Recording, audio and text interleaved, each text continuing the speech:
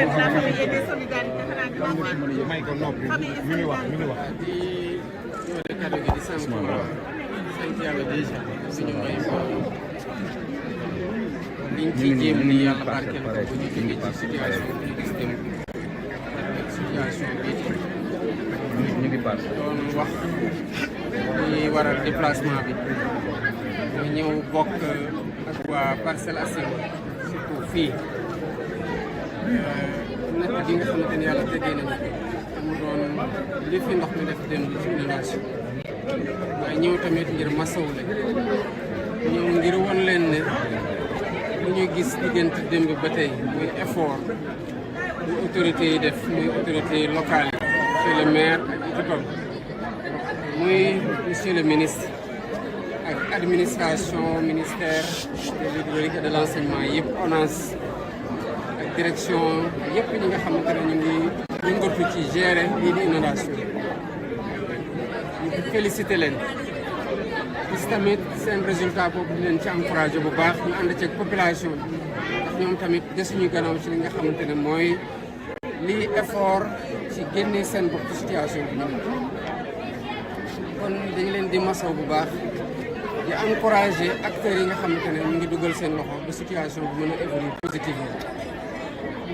li ci tegu nag mooy jafe-jafe yi ñun xam nañu ne lan moo ko wiir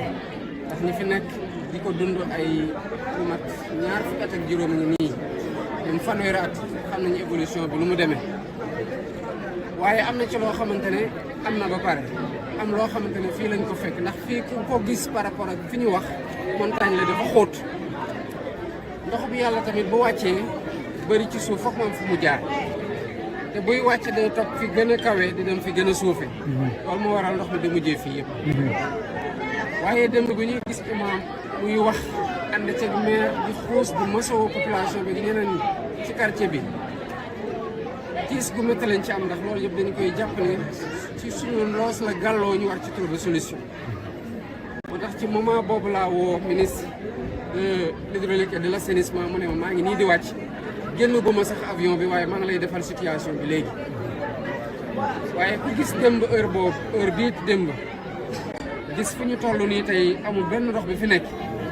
di nga reconnaître tamit am na effort yi fi nekk ñu nga xam ne ñu ngi koy doxal commencé na jur résultat xëy na nag ci yenn saa yi ci moment yi ñu koy filmer di ko woon askan wi fekk mu ngi taw wala sebedegul ku ne mën na yaakaar na ndox mi dootu fi jógeeti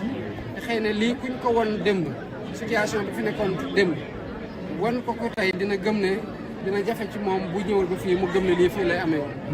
moo tax mu wàccee ci oto bi dama leen yóbbu leen ma fi ndox mi nekk ne ma fii la ndox mi nekkoon démb solution yi am na yoo xamante ne solution de renforcement la ndax li waral démb ñu pompé ba bu ñu ñëwee bii tey heure bi fekk ñu fi dara loolu buñ ko gënee dooleel kon xëy na ndox mi dina am jafe-jafe daje nu mu dajaloo kon dinañ gën a yokk doole pompe yi loolu mooy instruction yi ñu jox ministre de l'hydraulique et de l'assainissement ci liy mesure d'atténuation yi ak mesure de prise en charge automatique ñu war a jël ci lii di inondation yi ak nu mu sonalee quartier bi li ci tegu ay mesures structurelles la dina am yu xewee fii dina am yu xewee fi ndox mi di jóge ndax xëy na ndox mi bu jógee woon foofu jaar ci ay rigole am ci voie d'assainissement yu mu ànd mën na am doeg si fii loolu solution la mais am na solution yoo xamante ne tamit dafay laal quartier bi parce que ni nit ñi ni dëkkuwaay bi demee fii fii doon fa xóot nekkoon kamb gi nga xamante ne fii la ndox mi doon ñëw ay dëkkuwaay nekk fii bu ñu bëggee renforcer ouvrage d'assainissement tamit foog mu am loo xamante ne dañ ko toxal ngir gën a yaatu loolu tamit population bi daf ko war a xam ne am na mesure immédiate court terme atténuation ci taxawu leen waaye am na tamit mesures yoo xamante ne mesures yu gën a structurelles la dina demander ñu toxal ngir gën a yaatal bàyyil ndox mi yoonam gën a mën a dafay ouvrage d'assainissement yu gën a am doole pour jafe-jafe yi waa Parcelles di dund ñu bañ a tey boobu ci hivernage yi di incha allah rek waaye de yaa ngi gën a dalalaat xelu askan wi ne leen taxawaay gi ñu gis fii mooy taxawaay gu ñu am fépp ci biir Sénégal te am na ñoo xamante ne xëy na bu ñu tàggoog inondation ci fi ñu toll nii c'est parce que am na lu ñu fa jot a def ñu commencé jur jàmm ci seen dëkkuwaay ci ndox mi dañ ko continuer wéyal ko fépp ci biir Sénégal te fi ñu taxaw gisal suñu bopp ak fi ñu taxawul mandarga la rek pour ñeneen ñi xam ne tamit mën nañoo nekkandoo fépp waaye suñu xel ak suñu xol ak suñu ñëwante fépp a ngi ci ñoom te ñu ngi ciy liggéey guddeeg bëccëg pour trouver ci ay solutions yu durables. Monsieur le Président, à résumer, appréciation un peu de la situation que vous trouvez sur place, différente de celle de Tchad. Effectivement, ici, nous n'avons pas un problème d'avancée de la mer. Nous avons des problèmes d'inondation qui interviennent pendant la période de l'hiver. Et je tenais à être là, aux côtés des populations, pour saluer leur résilience. Et être à leur côté pour faire preuve de compassion. Leur dire que l'État et ses services sont mobilisés, comme le résultat nous l'a démontré entre hier et aujourd'hui, pour leur donner le meilleur appui qui soit afin que nous puissions traverser ensemble cette période somme toute difficile. Je voudrais à ce propos saluer la mobilisation des équipes municipales avec à la tête le maire Djamil Sani, mais saluer aussi la promptitude des services du ministre de l'Hydraulique et de l'Assainissement. Quand je l'appelais hier, en voyant les images, il n'était pas encore descendu de l'avion. Finalement, j'ai dit juste que je dépose mon sac et je vais directement sur le terrain, je vous ferai un rapport que j'ai reçu la nuit. Mais hier, l'imam et le maire marchaient avec l'eau au milieu du buste.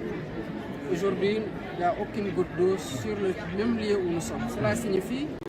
que les moyens qui ont été engagés ont produit des résultats. Mais ces résultats ne sont en réalité que des résultats à la suite de moyens d'atténuation, de mesures d'atténuation qui sont mises en œuvre. Il faudra aller vers des mesures structurelles et plus durables pour prendre en charge véritablement le phénomène. La description que nous avons reçue et des témoignages de la part du délégué de quartier, de l'imam et des autres notables du quartier qui sont là depuis bientôt 30 ans nous renseignent sur l'origine du problème. Il y a une prise en charge qui doit se faire en amont, de là où viennent les eaux pour descendre vers ce lieu qui en réalité est un lieu de cuvette et qui est un réceptacle naturel des eaux. Mais il y a des mesures qui doivent être faites ici, qui vont consister en des mesures de restructuration pour que les points bas qui étaient destinés à accueillir l'eau et qui vont dans tous les cas continuer à accueillir de l'eau, quelle qu'en soit la proportion, puissent avoir des ouvrages qui soient dimensionnés à la mesure des quantités d'eau qui sont reçues. Nous sommes dans une époque de changement climatique où les villes les mieux assainies au monde font face à des crises d'inondation, des situations d'inondation. À chaque fois que ça intervient, il y a un temps de latence à observer pour que les ouvrages puissent fonctionner, parce que c'est ces ouvrages-là qui constituent la réponse qui est préparée pour absorber l'eau autant que nous sommes en train de constater comme étant des résultats positifs qui ont été engagés. J'encourage le ministre et l'ensemble des autres ministres. Ce matin, sur mes instructions, le Premier ministre a organisé une réunion d'urgence autour de la situation avec le ministre de l'Hydraulique et de l'Assainissement, le ministre des Forces armées avec le génie militaire,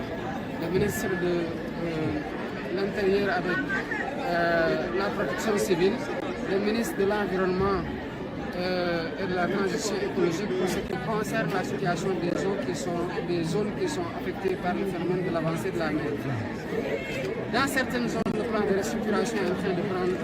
en charge ces solutions à long terme. Le ministère de l'Urbanisme, qui était aussi de la partie, en train de travailler. Mais bientôt, nous aurons un plan d'urgence pour les 5 prochaines années sur lesquelles le ministère va communiquer. Mais le ministère aussi a été instruit de communiquer sur les moyens qui ont permis de donner cette réponse dont nous constatons des résultats positifs. Et sur ce qui a été fait ces 15 derniers mois, qui est un travail colossal à travers des digues, des bassins de rétention et d'autres ouvrages qui permettent aux populations d'avoir une meilleure résilience, aux zones d'avoir une meilleure résilience face à la situation des inondations. Voilà ce qui était le message. Merci beaucoup. Merci, Président. Merci, Président. Maño.